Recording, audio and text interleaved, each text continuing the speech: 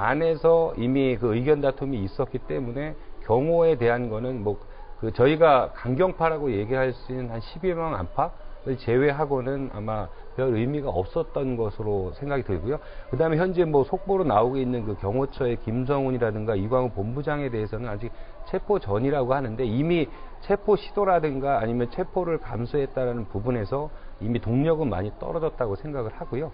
그 이후에 이제 지금 과정은 오히려 체포 이후에 조사가 어떻게 이루어지고 뭐 이런 부분이 주 포인트가 될 것 같습니다. 그리고 저희가 아까 하나 좀 지금 현재 30분 넘게 진행되고 있다는 부분을 했는데 아까 호송 방식에 대해서도 이 뭐 수갑을 차느냐 아니면은 호송차를 탈 경우에도 양쪽에 경찰이 어떤 식으로 배치되느냐 또 운전대는 또 누가 잡느냐에 따라서 이런 여러 가지 방식이 있기 때문에 그 호송 방식 때문에 시간이 생각보다는 좀 많이 걸린 것 같습니다. 공수처는 자진 출석은 고려하지 않고 영장 집행이 목표다라고 얘기하고 있고요. 영장 집행 과정에서 경호원들의 체포 저지가 전혀 없었다 그래요. 뭐 대기동에 머물렀었다 경호원들은 대부분 뭐 이런 이야기도 나오고 있고, 자 영장 집행이 끝까지 공수처는 이루어져야 한다는 입장. 석동현 변호사 그리고 대통령 측은 자진 출석에 모양새를 좀 띄고 싶어하는 그런 모습이고, 공수처 브리핑이 9시부터 비공개로 있었던 것 같은데 여러 가지 이제 질문들이 나온 것 같습니다. 포토라인 과천의 설치 여부는 그런 질문 나왔는데 아직 미정이다.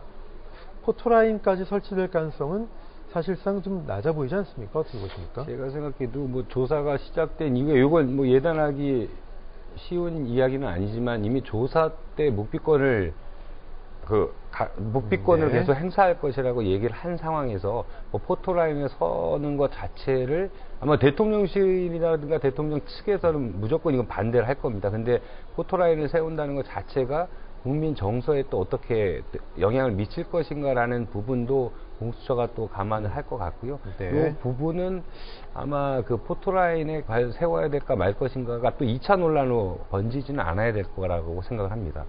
지금 관전에서 약 1시간째 대통령 측과 공수처 측의 자진 출석 관련돼서 이야기를 하고 있는 것 같은데, 대통령 측은 계속 자진 출석을 고수하고 있는 것 같습니다.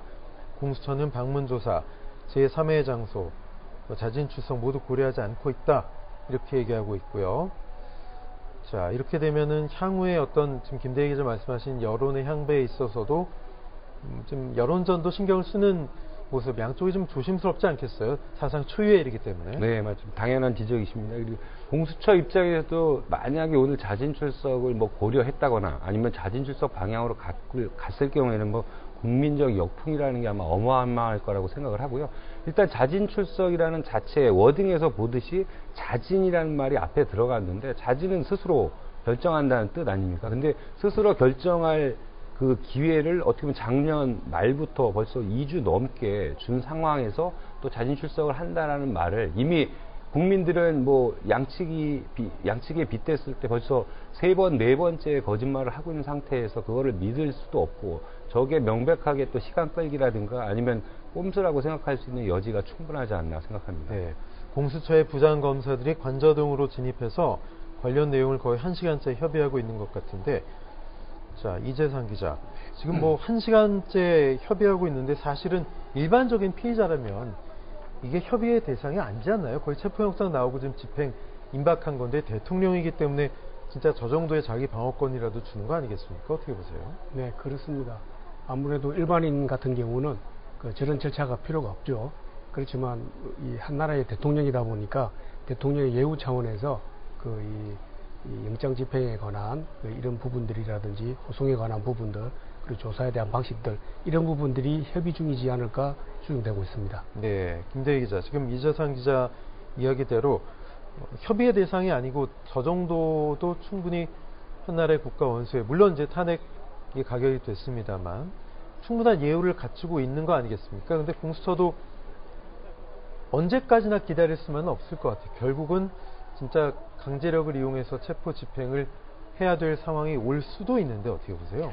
오동훈 공수처장이 그 1차 집행을 앞두고 했던 그 브리핑 내용 기억하실 겁니다. 그때 예의는 지키되 법 적용은 엄정하게 한다고 했는데 그때 예의라는 게 이제 그때 저희가 많은 분들이 얘기한 것 중에 뭐 호의가 너무 자꾸 제공되다 보면 그게 권리로 아는 것처럼 지금 어느 순간 1차 집행이 끝나고 나서 뭐 여야를 비롯해 가지고 국민적인 정서가 악화된 거는 그때 대통령으로서 아니면은 저희 그 법에서 할 수 있는 최고의 예의를 다 갖췄다고 생각을 했는데 그런 부분을 싸그리 무시한 대통령에 대해서 예의라든가 호의는 이제 의미가 없다라는 게 일단 오동훈 처장도 일단 입장이 변화가 된 거고요. 그 이후로 2차 체포 같은 경우에도 오늘 같은 경우에도 물리력을 충분히 감안은 했지만 물리적 충돌이 다행히 없었습니다.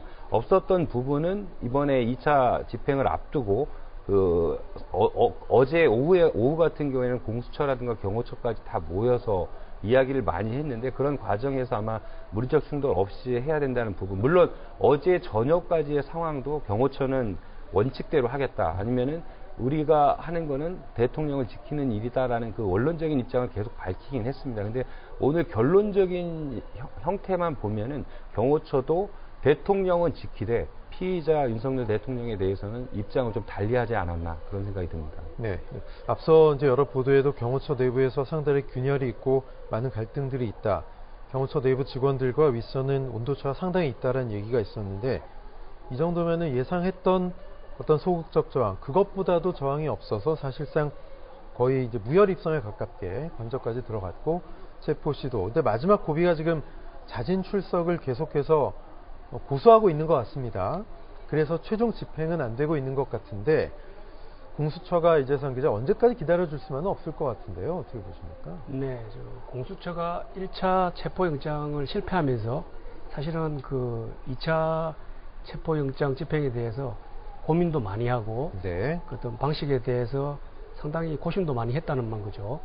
주말에도 이제 수사팀을 다 불러 모아서 그 주말을 반납하고 그 이렇게 나름대로 내부의 토의를 많이 거쳤죠. 신속한 집행보다는 사실은 그 철저한 준비에 무게를 두면서 그 수도권 경찰, 그 경기 남북부, 인천, 서울, 이 형사기동대 등 이런 수사관들을 모아서 그 수사를 어떻게 할 것인가, 합리적으로 할 것인가에 대해서 고민을 많이 했었습니다. 그리고 또 경찰에서는 그 경호처에다 그 이런 물리적인 충돌을 우려해서 공문도 보내서 그 원활하게 영장이 이루어질 수 있도록 협조 공문도 보냈고요. 국방부 역시 마찬가지입니다. 국방부에서도 원활한 집행을 위해서 그런 그 55 경비단이라든지 101, 102에 대한 그 충분히 그 고지를 한 상태였죠. 그래서 지금 이번에 그 집행을 할 때 경호처에서 생각보다 저항이 심할 것이다. 이 언론 보도를 통해서 뭐 헬멧과 마스크를 쓰고 그 이렇게 가방을 맨 경호원들이 순찰하는 모습도 포착되고 그렇지 않습니까? 총기가 들어있을 것으로 추정되는 네. 가방이요. 그렇지만 정작 오늘 그 영장이 집행됐을 때는 생각보다 저항이 그렇게 크지 않았다. 그 대기동에서 대기를 하면서 그 내부 관계자는 그런 이야기까지 좀 마지막 저지선은 관저에 대기 중인 변호인이 될 것이다 라고 얘기했는데 그 경호처의 이런 모습들과 행동들이 오늘 체포영장 집행이 수월하게 진행되었던 원인이 아니었던가 봅니다.